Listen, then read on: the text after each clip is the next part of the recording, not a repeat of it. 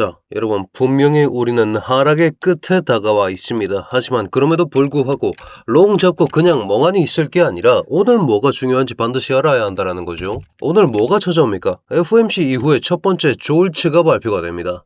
자, 이 졸츠가 뭐냐? 미국 노동부의 구인 이직 보고서입니다. 자, 그러면 이게 왜 중요하냐? 케빈 워시가 얼마 전에 신규 연준 의장이 FOMC에서 그렇게 말했죠. 더 이상 연준이 힌트를 주진 않을 것이다. 무슨 얘기냐? 이제부터는 이런 데이터 하나하나를 기반으로 금리에 대한 판단을 해야 한다는 것이고, 특히나 미국 노동부 졸츠 이거 어디 있습니까? 미국의 경기 상황에 가장 밀접한 지표가 FOMC 이후로 첫 번째로 발표되는 만큼 여러분들 지금 여기에 대응할 준비를 하셔야 한다는 거죠. 자, 그런 만큼 여러분들 오늘 확인하셔야 되는 사항들 제가 준비를 해왔으니까요. 좋아요 한 번씩만 부탁드리면서 이 내용까지 자세히 한번 들어보시죠.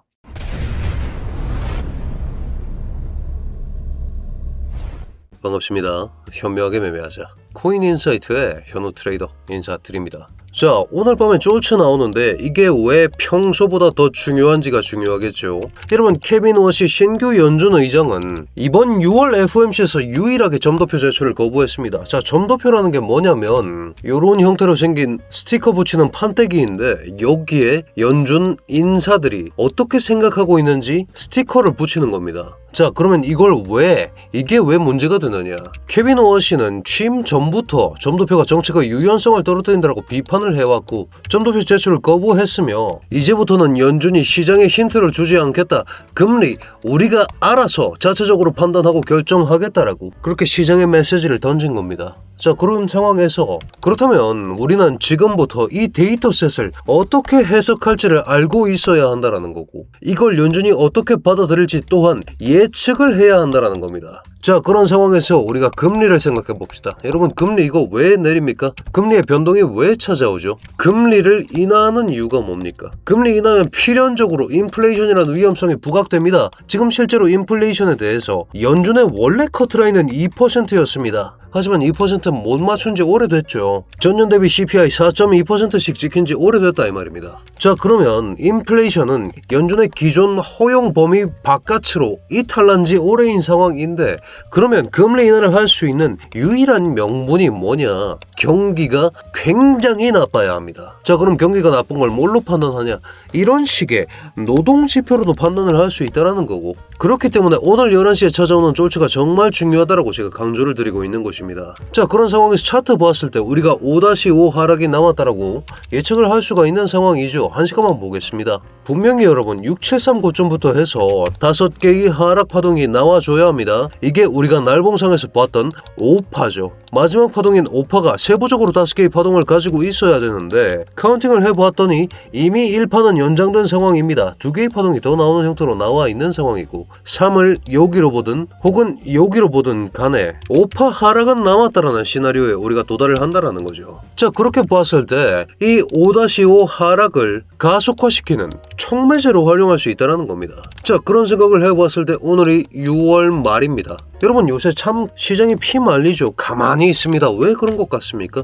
거래량이 말라 쪽으로 비틀어져 있는데 여러분 6월 말입니다. 6월이 어떤 의미를 가집니까? 반기의 끝이자 분기의 끝입니다. 여러분, 우리가 옥토버라는 말을 많이 합니다. 이 말 왜 합니까? 3분기 결산 마감 지나고 난 10월부터 큰 손들이 많이 움직인다 이거죠. 2분기도 마찬가지라는 겁니다. 상반기 결산 마감이 껴있는 6월 말 7월 초가 되면 오히려 반기 결산까지 마감을 쳐놓은 상황이기 때문에 더 큰 규모의 포트폴리오 설계가 가능하다는 거죠. 기관 거래들의 포트폴리오 리밸런싱은 이미 반기의 끝물에 다다라 있기 때문에 끝이 났다라고 판단을 해야 되고 마감 직전에 신규 자금을 투입할 이유가 없기 때문에 관망세를 유지한다는 그 사실 자체가 우리가 테더 도미넌스 상에서도 이런 식으로 확인을 해볼 수가 있다는 겁니다. 주봉 한번 보겠습니다. 거래량도 끄고 이런 식으로 확인을 해봤더니 어떻습니까? 사실상 여러분 주봉상에서 최고점입니다. 최고점 인근에 이렇게 달해 있습니다. 최고점 두 자리를 연결해서 만든 이런 식의 저항선까지 이미 뚫고 올라가는 형태가 나오고 있습니다. 무슨 얘기입니까?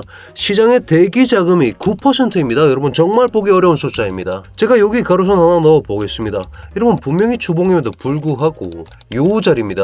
요 자리 뚫고 올리는데 며칠 걸렸습니까? 결국 여기가 뚫을 수 없는 마의 벽처럼 작용한 게 2년 이상이었다라는 거죠. 자, 2년 동안 지켜지던 이 라인을 깨고 올려가면서 사실상 역대 최고치까지 올라오는 이런 형태가 나와 있는 상황.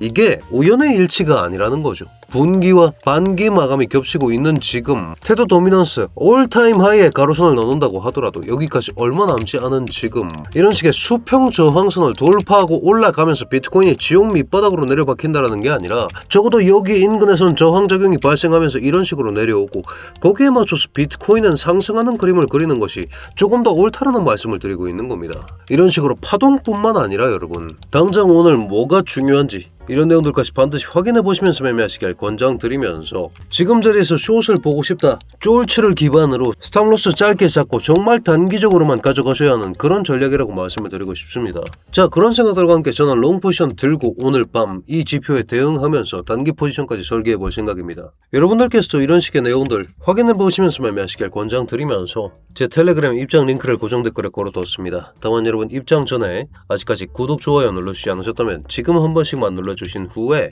입장해 주시길 부탁드리겠습니다. 자, 7월은 어떻겠습니까? 10월, 옵토버라고 부르는 10월은 3분기만 결산하고 4분기 신규 자금이 들어옵니다. 7월은 2분기이자 상반기까지 마감하면서 자금 집행이 들어올 수 있는 시기라는 거죠. 우리가 6월, 9월을 비트코인 최악의 달이라고 얘기를 합니다. 그런 만큼 지금은 스탑 헌팅이 정말 빈번할 수밖에 없는 장세라는 걸 인지를 하더라도 지금 차트 상황을 봤을 때 오파 하락의 끝자락에 달해 있는 만큼 눌림을 활용하면서 우리는 좋은 롱 포지션을 설계할 고민들을 하셔야 된다. 이렇게 강조를 드리고 싶습니다. 자, 지난 3월도 그래왔고 이번 4월 또한 그랬습니다. 결국 분기 마감 직전에는 유동성을 털어먹는 작업이 반드시 동반되고 4월에 어땠습니까? 비트코인 죽는다 곡소리 내던 3월 31일 그리고 여기가 4월 1일입니다. 마지막 저점 주고 이런 식으로 급상승 열차 출발시켰던 이때 또한 자금의 진입이 용이해졌기 때문에 가능한 상황이었고 지금 비트코인 상황 본다고 하더라도 여러분 그 말 정말 많이 들리죠 요새. 수급이 없다. 왜? 그럴 수밖에 없는 시기니까. 다만 지금 준비해둔 사람이 4월에 그러했던 이런 식의 상승분을 먹어낼 수 있다. 제가 IRL 설명할 때도 여기 이 구간 말씀드렸습니다. 시기적으로도 4월이 한 분기의 끝이 어떤 의미를 가지는지 여러분들께서 반드시 납득을 하시길 바라면서 오늘은 정말 특별한 날입니다. 2분기의 마감이자 상반기의 끝이며 FOMC 이후 첫 번째 졸츠의 발표일이라는 점을 여러분들께서 반드시 명심하신 채로 오늘 장에 대응하시길 바라면서 충분한 수준의 5-5 하락이 나온다고 하더라도 5-1파가 이미 연장되어 있는 형태이기 때문에 결국에는 우리가 주봉 오더 블럭을 뚫어낼 수 있는 그런 화력은 나오지 않는다. 우린 지난번에도 여기서 이미 충분히 받쳐준 전적이 있었고 지금 단기적인 시간봉을 확인해 보더라도 그 모든 과정에서 저점을 높여가는 과정 중에 있다. 이 부분을 여러분들께서 반드시 납득하시길 바라면서 6월 말 분기 결산과 반기 결산을 생각해봤을 때 수급이 딸릴 수밖에 없는 구조입니다. 지금은 그렇습니다. 그리고 오늘 조치가 한국 시간 23시에 찾아오기 때문에 이걸 기반으로 5-5 하락이 찾아올 수 있다는 거죠. 그럼에도 불구하고 5-1은 연장 형태로 나왔고 당장 5-3만 보더라도 5-1보다 길게 나와준 형태이기 때문에 5-5는 필연적으로 짧을 수밖에 없다. 이 생각을 반드시 명심하신 채로 눌롱 위주로 트라이 하셔야 된다. 상단 저항 구간 활용해서 짧쇼 정도는 볼 수 있겠죠. 어떤 구간 잡아드릴 수 있겠습니까? 지금 계속 돌파 못하는 자리가 결국 여기입니다. 1시간봉 FVG 여기 이 자리 못 뚫고 있는데 요런 데 쓰면서 짧숏을 볼 수는 있겠지. 근데 손익비와 가능성 차원에서 변동성장이면 이거 위아래 주기가 충분히 가능하다라는 거고 그러면 로스 안 터지게 아래에서 분할로 롱바들 준비하는 게 훨씬 더 현명한 전략일 것이다. 이렇게 말씀을 드리고 싶은 것입니다. 여러분들 확인하셔야 되는 사항들과 특히나 오늘 조치까지 예정되어 있는 만큼 브리핑룸 통해서 야간 대응 진행할 예정이니까요. 여러분들 이 내용까지 확인해 보시면서 매매하시길 권장드리면서 오늘 분석도 마음에 드셨다면 여러분 댓글로 굿 질문사항 요청사항 남겨주셔도 제가 확인하고 답변 달아드리고 있으니까 여러분 댓글까지 하나 부탁드리면서 저희 코인인사이트 구독자 여러분들 모두 성투하는 좋은 하루 되시길 바라겠습니다.